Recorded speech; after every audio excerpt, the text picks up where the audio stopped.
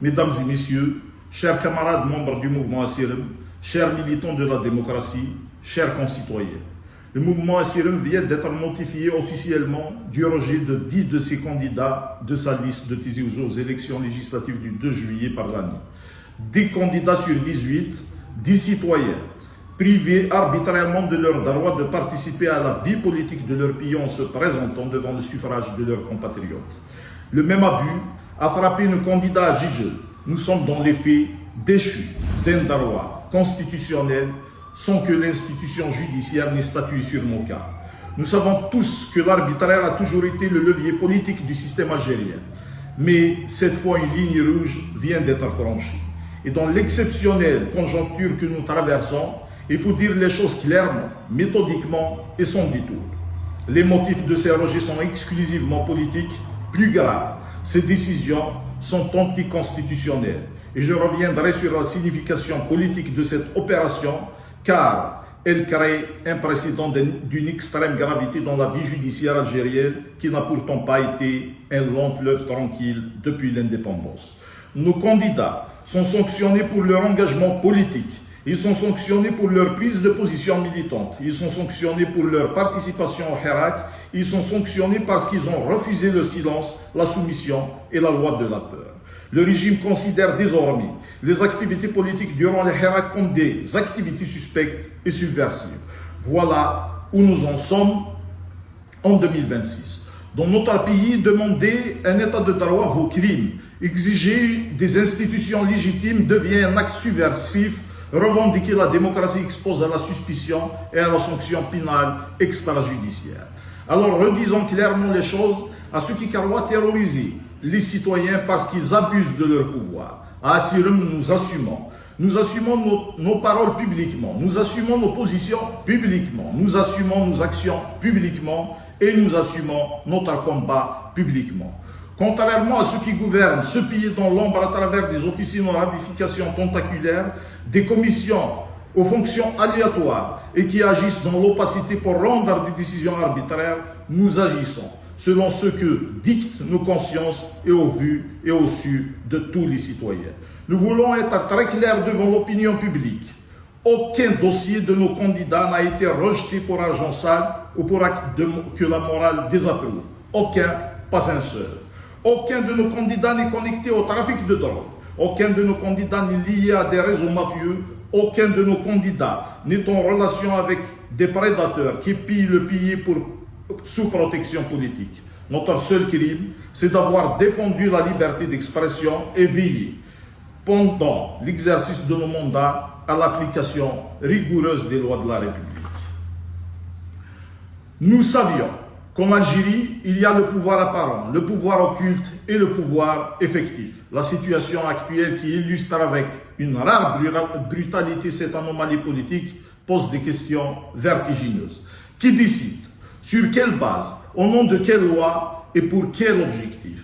Déchoir un citoyen de son droit constitutionnel comme le vote ou la candidature est une décision grave. Et aujourd'hui, force est de constater que des Algériens sont de fait déchus de leurs droits civiques, sans procès, sans jugement, sans décision judiciaire, ni possibilité réelle de défense. Les recours devant le tribunal administratif supposé permettre réparation sont en principe factices, puisque cette structure ne juge pas sur le fond, mais sur la forme. Or, dans le cas présent, c'est le fond qui pose problème dès lors que c'est bien une instance ne relevant pas de la sphère judiciaire qui a prononcé une sanction pénale d'une extrême gravité.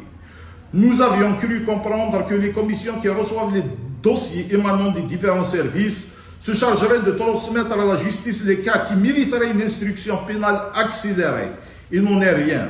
C'est une commission qui n'a aucune qualification pour le faire, qui s'octroie le pouvoir de déchoir des citoyens de leurs droits civiques fondamentaux. Nous sommes face à un système qui ne veut plus seulement contrôler les élections, nous sommes face à un système qui veut choisir lui-même ses opposants, fabriquer lui-même ses députés pour les entendre lui chanter ses envies et ses exigences. Il faut bien réaliser l'énormité du phénomène auquel nous sommes confrontés. Nous sommes en fait devant un changement de régime puisque les modalités de construction de la représentation nationale sont filtrées à travers des actes relevant de centres de décision sans autorité judiciaire ni légitimité élective. Et cette situation de bascule politique doit interroger l'expert et interpeller le citoyen. Chers compatriotes, la situation est grave et complexe dans tout le pays où monte une colère légitime. J'aimerais cependant attirer particulièrement l'attention de mes compatriotes de Kabylie car il s'y ajoute une prise supplémentaire. Et ceux qui ont parcouru les pages du MAC ces derniers jours savent à quel point cette secte constitue une menace d'autant plus nocive qu'elle est manipulée par le régime. L'opinion publique doit être alertée sur cette réalité extrêmement dangereuse.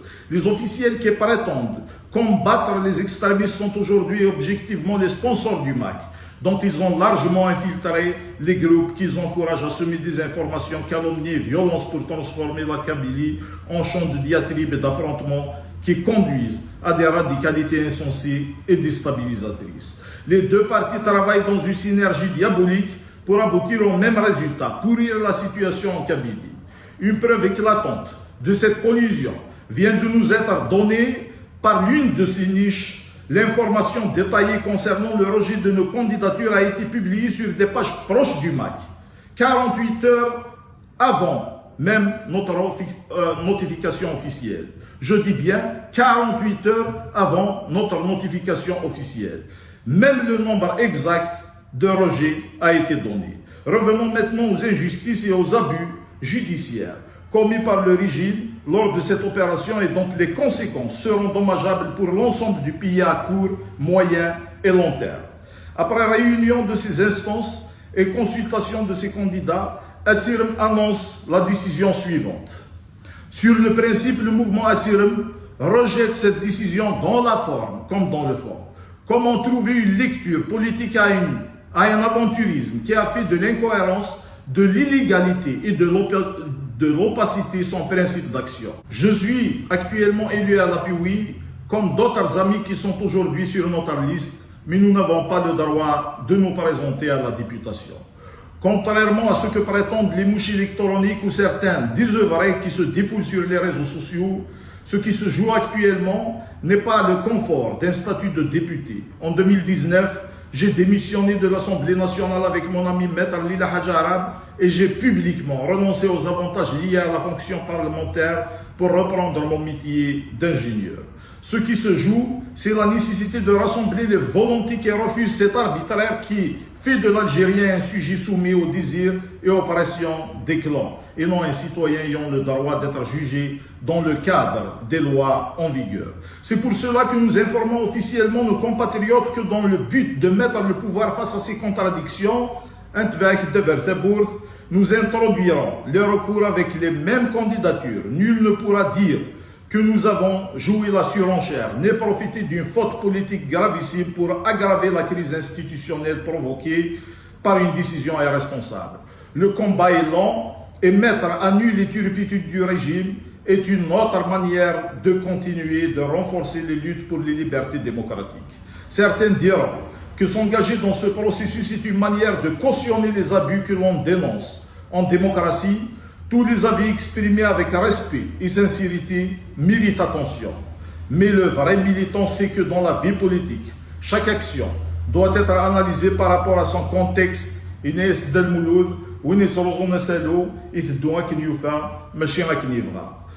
Nous nous sommes engagés dans cette élection car nous faisons partie de ceux qui estiment qu'en cette phase de profonde régression, une municipalité gérée par des élus intègres ou un député qui porte une parole de vérité valent mieux qu'un maire ou un parlementaire reliant dans les villages la propagande d'un système désormais ouvertement installé dans l'hégémonie islamiste.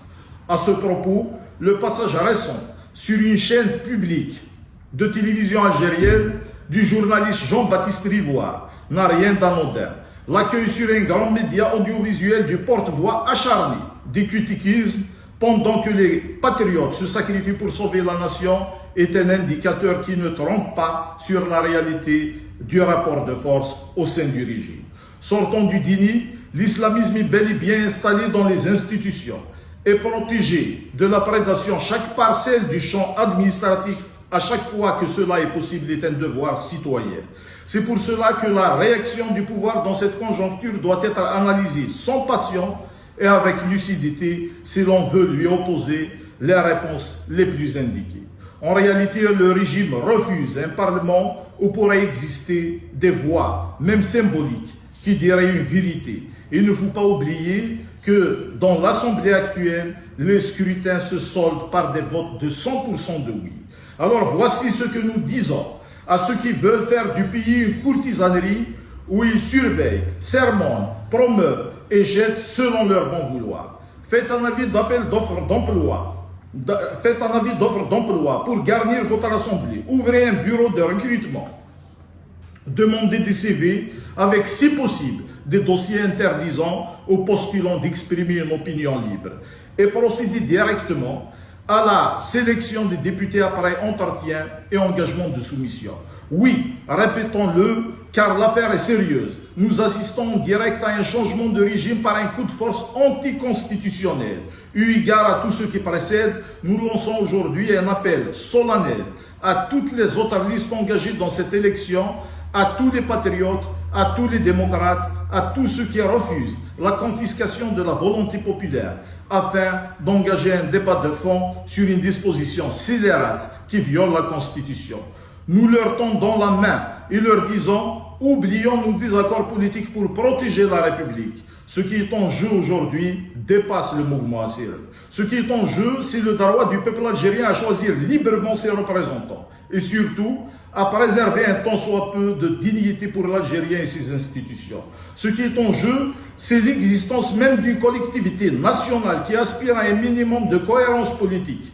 Voir ces problèmes traités dans le cadre de l'institution judiciaire, même si nous savons tous que les séparations du pouvoir restent une chimère en Algérie. L'histoire retiendra ceux qui auront résisté, mais elle retiendra aussi ceux qui, par leur silence ou leur intervention occulte en vue de sauvegarder leur candidature, auront participé à couvrir l'une des plus graves dérives judiciaires commises dans un pays où on en a connu beaucoup. Quant à nous, nous avons choisi notre camp, celui de la dignité, de la transparence et de la liberté. Je vous remercie pour votre attention. La lutte continue. Fenmir.